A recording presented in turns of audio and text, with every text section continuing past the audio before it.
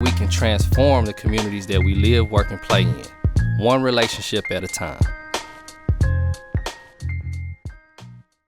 All right, guys, it's that time again, and this time I actually didn't have a question that I want to answer, but there was something on my heart, there's something on my mind that I want to share with you all.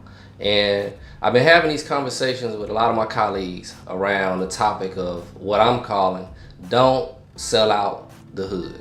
Okay, and essentially what I mean is that right now, especially in Houston, in the highly gentrifying areas, a lot of us are out looking for opportunities to make some money, which is always a great thing to do.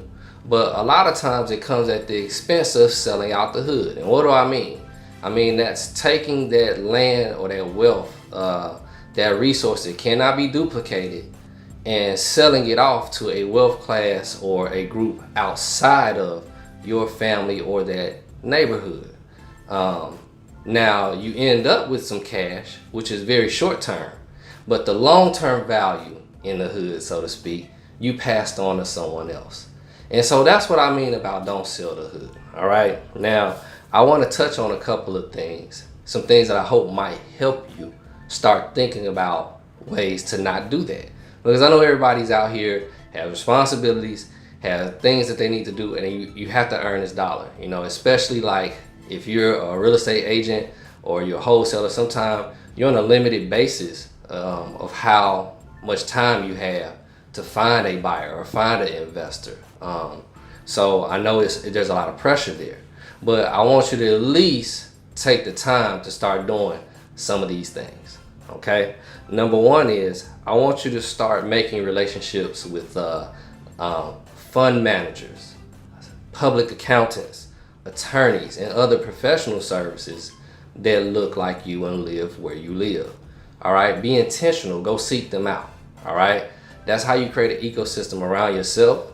Okay, and a lot of times they know people with money like you that can buy your deals from you. Okay, so you keep that generational wealth going. Number two, I want you to take the time to maybe start creating your own investment groups. It doesn't take a lot to create your own investment fund or create a small group that invests in one small property at a time and work your way up, but it takes a little bit of work. Okay, it takes you to have to slow down and maybe a couple hours a week, actually talk to some people and come to some decisions. But that responsibility is on us right now. Okay, if we want to not sell out the hood, then you have to do some things intentionally to not do that. And that's another one. Okay, start your own investment groups. All right, share information to educate others. All right, don't let it come into a black hole. You find out something about a good deal, a good technique, anything of that nature, share it with someone.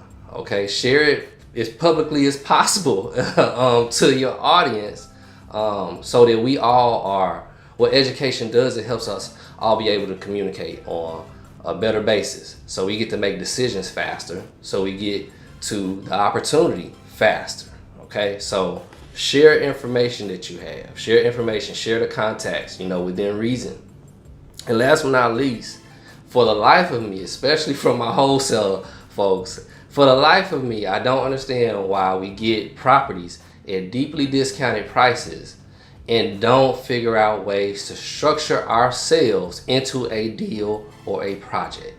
So that's the last one I'll leave you with, right? If you find a good property or something that's of value, try to figure out a way for you to stay in the deal so you have some input and some say-so into what happens and how that piece of property is built out over time.